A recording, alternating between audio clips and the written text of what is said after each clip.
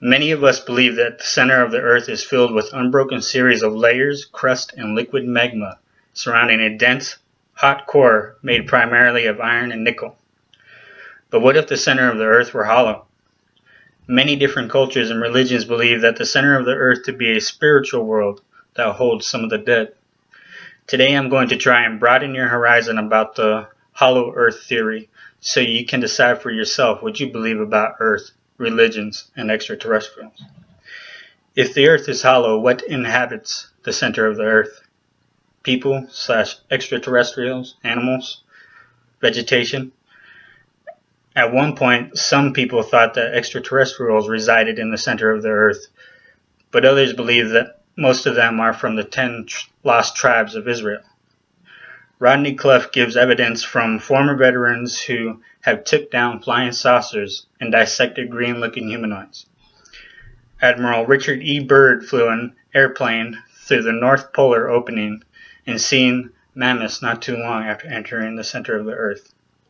The center of the Earth is inhabited with fruits bigger than all of our fruits on the surface. Apples are the size of our heads, grapes are the size of our oranges, trees grew up to 1,000 feet tall, people's height reached 10 to 15 feet tall, and there is also a sun in the middle of the Earth that stays perfectly in place because the sun repels gravity from every angle of the sun. Now that we have learned some evidence about the hollow Earth, we will learn more about the hollow Earth. What evidence is there that proves the Earth is hollow? Well, there's expedition evidence, there's flight plans recorded by Admiral Byrd, there's also journals and books from Olaf Jensen. Admiral Byrd wrote in a journal explaining what he seen as he entered the entrance of the center of the Earth in 1947. He mentions being met by 2 flying saucers that flew up beside them and took control of their plane, then landed them in a city down below where he then spoke with their government officials. Admiral Byrd states that the person in charge of their government is from the lost tribes of Israel. His name is Cain.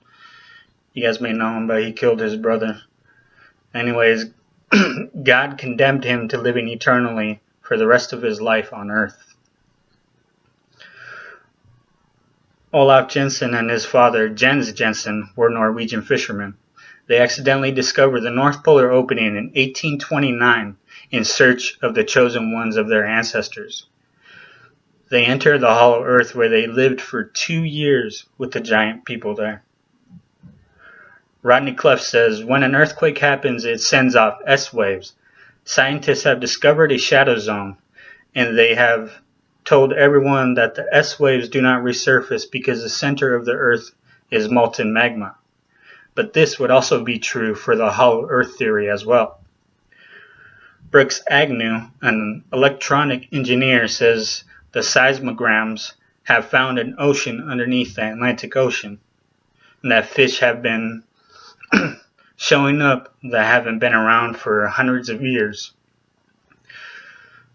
He also believes that they somehow entered through the ocean underneath the Atlantic Ocean. Now that we have learned more about the hollow Earth, I will be talking about the progression of the center of the Earth. How long have the inhabitants lived in the center of the Earth, and how have they progressed? The people in the middle of the Earth are believed to have lived there for over 2,500 years. They are about 2,000 to 3,000 years ahead of our technology. Most of them live to be 900 to 1,000 years of age. They have lived that long due to no wars, no sickness, no diseases or cancer. The center of the Earth's technology is far more advanced than ours on the surface. They have longer lifespans than ours because there is no wars or sickness down there. They have learned how to cure diseases and cancers. And there is also only 2 types of transportation, which is flying saucers and trains that will get you from city to city. According to Brooks Agnew, a scientist from the center of the Earth came to the Earth and met with President Nixon and the former President Lyndon B. Johnson to give us information to help us have a longer lifespan and to further our technology. But they refused and said this information would be no good for our civilization.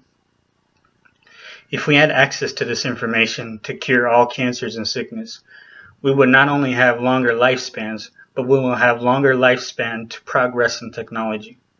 I believe that if we had access to this information, it would help us to progress further in technology, which will also help us make our Earth healthier and further our planet's lifespan as well.